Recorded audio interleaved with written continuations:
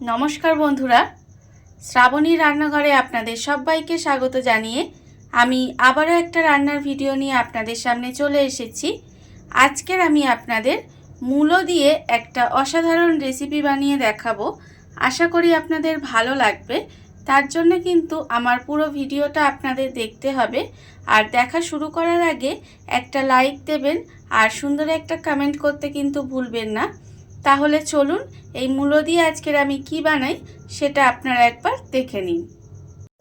রান্নাটা করার জন্য প্রথমে আমি এখানে দেখুন গ্যাসটা অন করে একটা কড়া বসিয়ে দিয়েছি আর কড়ার মধ্যে দিয়েছি আমি বেশ কিছুটা জল।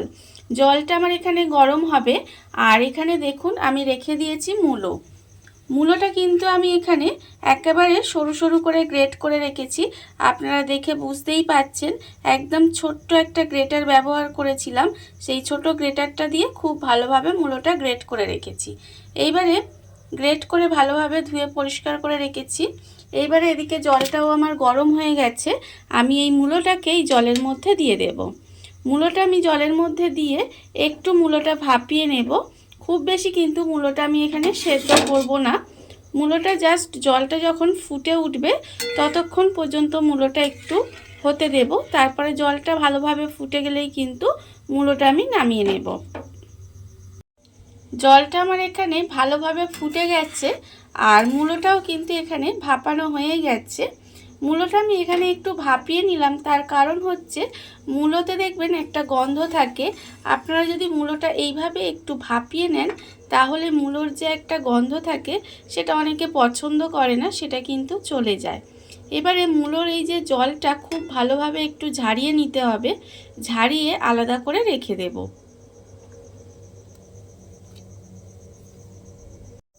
মূলোটা আমি এখানে ভালোভাবে জল ঝরিয়ে রেখে দিয়েছি আর অন্যদিকে কিন্তু আবারও গ্যাসটা অন করে কড়া বসিয়ে দিয়েছি। এবারে আমি কড়ার মধ্যে দিয়ে দেব সর্ষের তেল। এখানে প্রায় 3 চামচের মতো সর্ষের তেল দিলাম। এবারে তেলটা একটু গরম হবে। তেলটা আমার এখানে খুব ভালোভাবে গরম হয়ে গেছে। এইবারে আমি তেলের মধ্যে প্রথমে দিয়ে দেব অল্প সামান্য একটু গোটা গরম মশলা ফোড়নে দিলাম। আর দেব আমি এর মধ্যে অল্প একটু হিং। এখানে আমি হিংটা কিন্তু গোটা ব্যবহার করেছি, আপনারা চাইলে কিন্তু গুঁড়োও ব্যবহার করতে পারেন। স্বাদের কিন্তু কোনো ডিফারেন্স হবে না, তার কারণ আমার কাছে গোটাটা ছিল তাই আমি এখানে গোটাটা দিয়েছি। আমি ফোড়নে গোটা গরম মশলা আর হিংটা ফোড়ন দিলাম। এইবারে আমি এর মধ্যে দিয়ে দেব টমেটো কুচি। এখানে আমি একটা মাঝারি সাইজের টমেটো কুচি করে রেখেছি, সেই টমেটোটা আমি এর মধ্যে দিয়ে দিলাম। দিয়ে এবারে খুব ভালোভাবে তেলের মধ্যে টমেটোটা দিয়ে একটু নেড়ে নেব।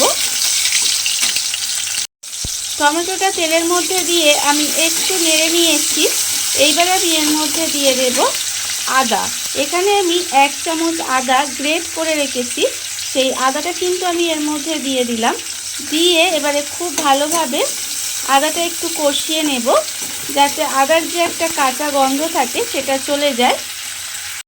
আদাটা আমি এখানে খুব ভালোভাবে কষিয়ে নিয়েছি। এইবারে আমি এর মধ্যে দিয়ে দেব দেখুন গুঁড়ো মশলা।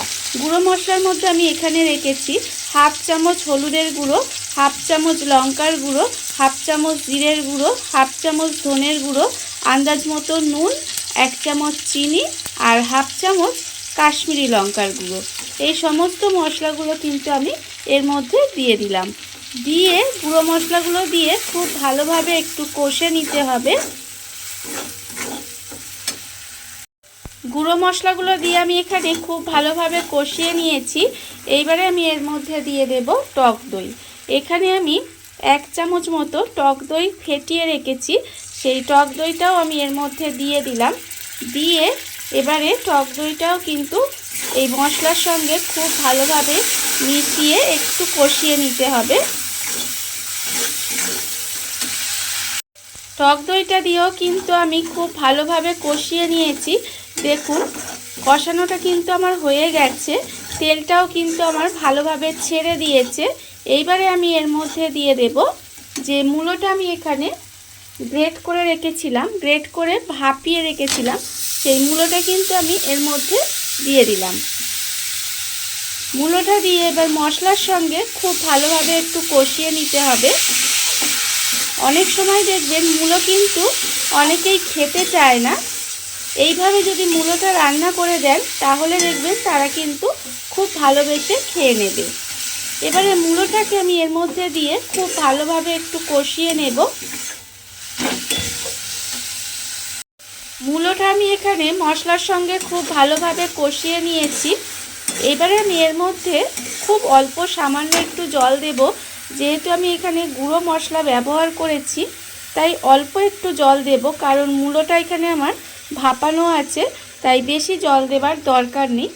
খুব অল্প সামান্য একটু জল দিলেই হবে। এবারে অল্প একটু জল দিয়ে গ্যাসটা লোতে দিয়ে এইভাবে ঢাকা দিয়ে একটু রান্না হতে দেব।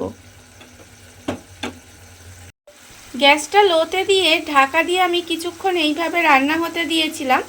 দেখুন রান্নাটা কিন্তু আমার প্রায় হয়েই এসেছে। এইভাবে কিন্তু একটু যখন শুকনো শুকনো হয়ে যাবে আর চারপাশ থেকে দেখুন তেলটাও কিন্তু ছেড়ে দিচ্ছে, তখন ভাববেন যে রান্নাটা কিন্তু হয়ে গেছে।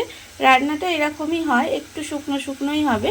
এবারে নামানোর আগে শুধুমাত্র এর মধ্যে দিয়ে দেব অল্প সামান্য একটু ধনেপাতা কুচি, আর দেব আমি এর মধ্যে দুটো চেরা কাঁচা লঙ্কা। ধনেপাতা আর কাঁচা লঙ্কাটা দিয়ে খুব ভালোভাবে মিশিয়ে নেব।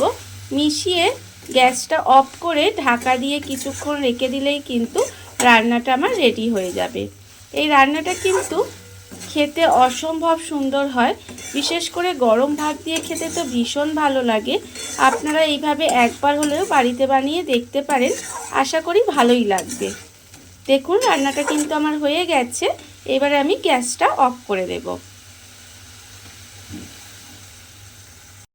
দেখুন বন্ধুরা, বাড়িতে থাকা কত অল্প উপকরণ দিয়ে কত অল্প সময় কত সুন্দর একটা মূলোর রেসিপি তৈরি হয়ে গেছে, আপনারা দেখতেই পেলেন। আর এটা কিন্তু গরম ভাত দিয়ে খেতে অসম্ভব সুন্দর লাগে। আপনারা একবার হলেও বাড়িতে বানিয়ে দেখতে পারেন। আর এই ভিডিওটা যদি আপনাদের ভালো লেগে থাকে, আপনারা যদি ফেসবুক থেকে দেখে থাকেন পেজটি ফলো করে দেওয়ার অনুরোধ রইল। আর যদি ইউটিউব থেকে দেখে থাকেন চ্যানেলটি সাবস্ক্রাইব করে নেওয়ার অনুরোধ রইল। তাহলে চলুন ভিডিওটা আমি এখানেই শেষ করছি। আপনারা সবাই ভালো থাকবেন, সুস্থ থাকবেন। আবারও হাজির হব নতুন কোনো রান্না নিয়ে।